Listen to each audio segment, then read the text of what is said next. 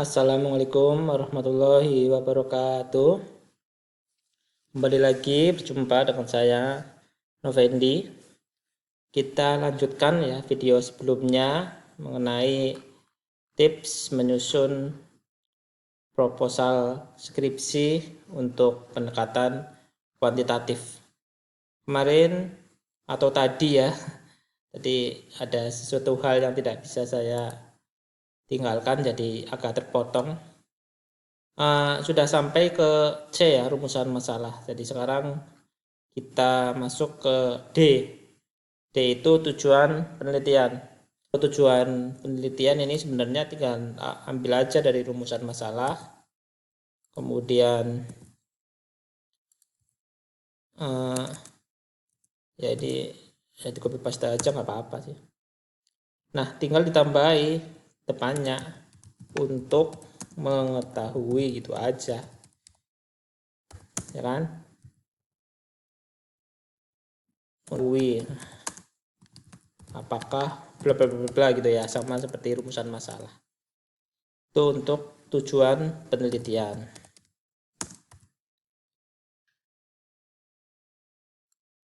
Oke, untuk selanjutnya berarti yang apa ini?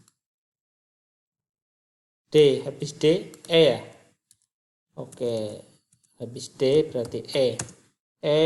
Manfaat penelitian, atau ada yang bilang signifikansi, ada yang bilang lagi implikasi, ya itu sama aja sih.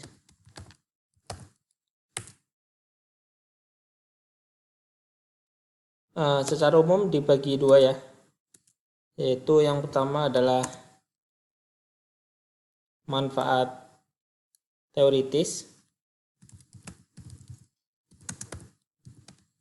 Jadi nggak usah apa ya, pakai istilah untuk pembaca gitu ya, untuk peneliti selanjutnya gitu, itu terlalu apa, diksinya terlalu mewah lah.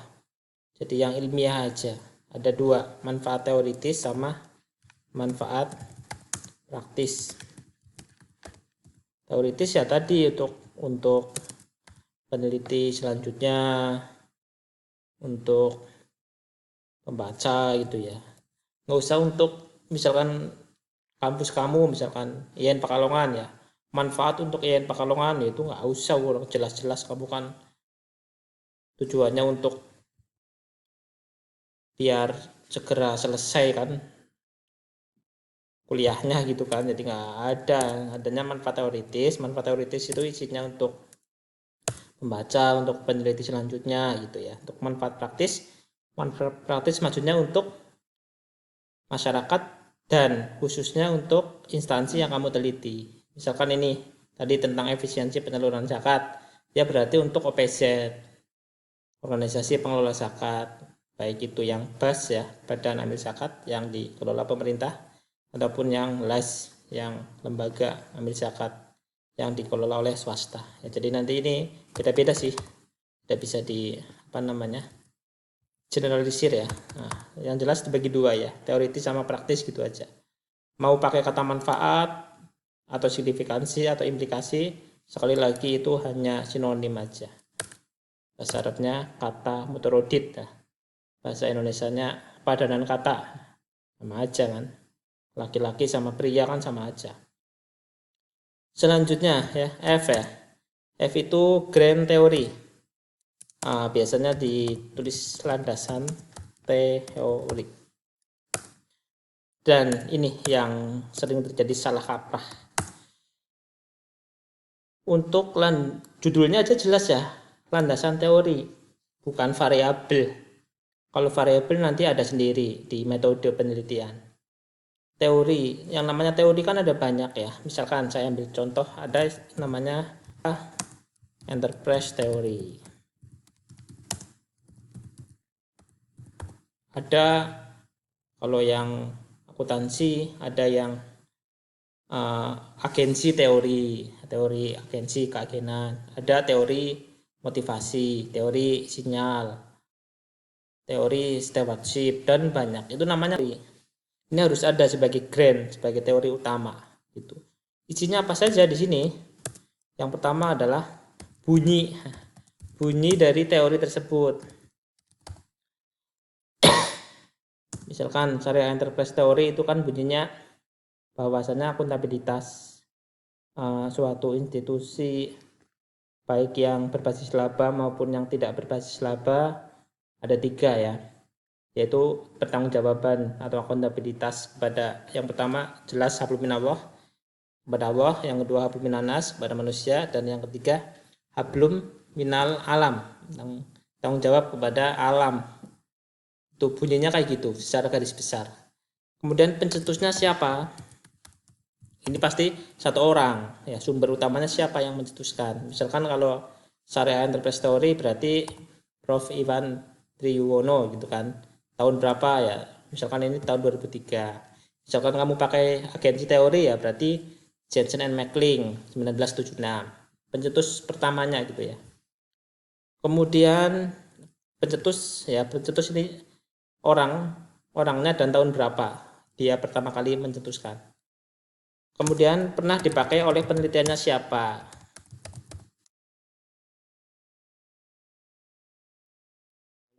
Penelitian terdahulu yang pakai teori ini, kalau bisa yang temanya sama ya, efisiensi. Jadi misalkan penelitian Novendi tahun 2021 tentang ini pernah menggunakan teori ini. Hasil penelitiannya kayak gini. Oleh siapa saja lah, jangan cuma satu, kalau bisa 2 lah. Gitu, itu landasan teori. Yang pertama sekali lagi teorinya apa. Jangan langsung variabelnya ya. Nah, yang kedua ini baru kamu jelaskan ya sedikit aja, jangan banyak-banyak tentang variabel Y. Ya, pengertiannya efisiensi penyaluran zakat itu apa, pengertiannya menurut siapa. Kemudian indikatornya itu apa. Misalkan ini menggunakan rasio. Nah, rumusnya bagaimana? Itu harus jelas di sini ya. Kemudian variabel X1 berarti kalau di judul ini X1-nya jumlah pengurus. Nah, itu dijelaskan. Indikatornya apa aja, jumlah pengurus. Kalau ini kan jelas ya. Itu kan 1, 2, 3 itu kan nggak ada indikator berarti kan. Kalau misalkan yang rumus ya ada indikatornya ya. Frekuensi rapat ini juga jelas ya. Kalau pakai EVIUS nanti berarti pakai model yang fix ya, fix effect gitu ya kalau pakainya EVIUS, tapi kebanyakan pakainya SPSS ya. Kalau data panel sebetulnya lebih mudah pakai EVIUS. Kemudian yang kelima adalah model penelitian. Tidak kerangka berpikir ya, kalau kerangka berpikir lebih luas ya. Kalau saya lebih concern ke model penelitian. Itu gambar ya, gambarnya kotak, jangan bundar ya, tinggal dipanah-panah gitu aja ya, paham lah ya. Model penelitian dan sebelum model ini dulu pengembangan hipotesis. Nah, ya hipotesisnya kan ada 2 ini sesuai dengan rumusan masalah ya. Itu namanya pengembangan hipotesis. Dan yang keenam adalah model penelitian. Atau ini kita pisah aja ya. Ini pengembangan hipotesis kita jadikan sebagai G, kemudian model penelitian sebagai H gitu.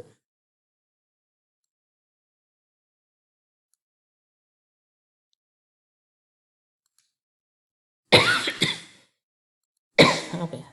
Bentar, saya rapikan dulu aja. Gitu ya. Kemudian yang I, setelah model penelitian, kalau pengembangan hipotesis ya, itu jangan langsung H1 apa H2 apa, jangan langsung ya. Jadi dijelaskan dulu bla bla bla bla menurut logika kamu, menurut logika peneliti ya. Kemudian dijelaskan bla bla bla bla bla menurut penelitian terdahulu, baru ditemukan H1 itu apa, ya kan. kemudian H2 juga apa gitu. Jangan langsung tiba-tiba ya, tiba-tiba H1 sama dengan enggak, itu namanya hipotesis kanguru, hipotesis yang jatuh dari langit, yang tiba-tiba gitu ya. Harus sama seperti rumusan masalah kuncinya. Model penelitian, dan yang terakhir sekali adalah metode penelitian.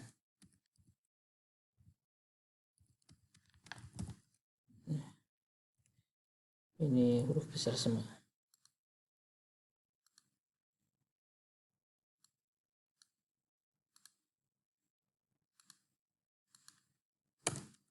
Oke.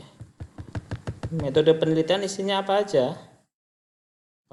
Kalau model itu tadi gambar ya. Kalau yang selama ini tuh pada salah gambar kerangka berpikir, itu bukan gambar kerangka berpikir, itu gambar model penelitian ya namanya. Kemudian metode penelitian isinya apa saja? Isinya berupa teknik-teknik.